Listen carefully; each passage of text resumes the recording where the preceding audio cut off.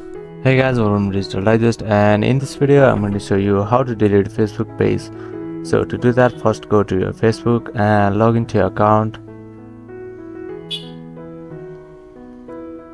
And once you're in your account, all you have to do is click on your profile on the right hand side and click on settings and privacy, and now click on settings.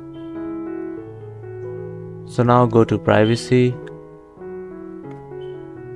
and over here you can see Facebook page information, so click there, and here you can see deactivation and deletion option, so click on view, and here choose the option to delete your page, and then click on continue. And if you want to download the information, you can do that, but just click on continue, and lastly enter your password and then click on continue. So now you have to confirm it.